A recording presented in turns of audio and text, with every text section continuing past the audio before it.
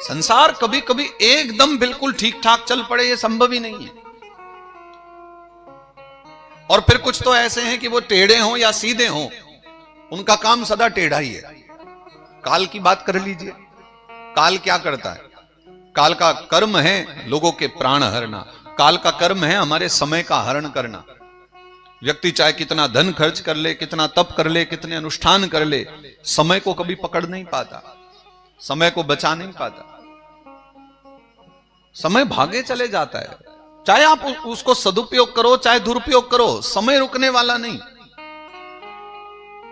मृत्यु की आप कामना करो ना करो, लेकिन काल आकर के आपके प्राण समय पर हर लेगा, ये स्वाभाविक धर्म है काल के।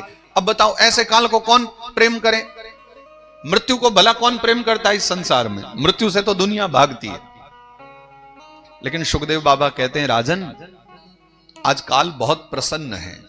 अथ सर्व गुणोपेतः कालः परम शोभनः। आज तक किसी ने काल को शोभायमान नहीं देखा। काल का तो दर्शन करते ही लोग भयभीत हो जाते हैं। पेड़ पे बैठी हुई एक चिड़िया, उसको देख करके काल जब मुस्कुराया तो चिड़िया भयभीत हो गई, सोचा मैं तो मर जाऊंगी, आज मुझे काल देख करके हंस रहा था। तो भयभीत उस चिड़िया ने तुरंत जाकर के गिद्ध के पास कहा है, हे पक्षीराज, तुम तो उड़ने में सामर्थ्यवान हो, लंबी लंबी यात्रा करते हो, मुझे अपने कांधे पर बिठा करके वो समुद्र पार करा दो, दूर बिठा देना मुझे ले जा करके। मुझे देख करके काल हंस रहा था, कहीं वो मुझे मार ना डाले। गिद्ध ने कहा तू घबरा मत, मेरी कमर पर बैठ। और गिद्ध उसको बिठा करके समुद्र पार ले गया। समुद्र के पार ले जाकर एक वृक्ष पर बिठा दिया।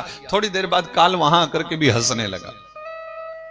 चिड़िया बड़ी घबराई, बोले मरना तो पक्का है ही। महाराज एक काम करो, मरने से पहले यह बता दो कि आप वहां क्यों हंसे थे और अब क्यों हंस रहे हो।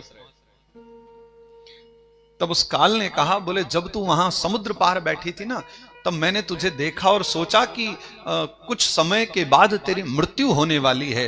तो मैं विचार करने लगा, भगवान ये कैसा विधान है, मुझे इसको चिड़िया को मारना है और इस चिड़िया की मृत्यु समुद्र पार होने वाली है। मैं सोच रहा था बेचारी छोटी सी चिड़िया समुद्र पार करेगी कैसे, इतने थोड़े से समय में वहां कैसे पहुंचेगी।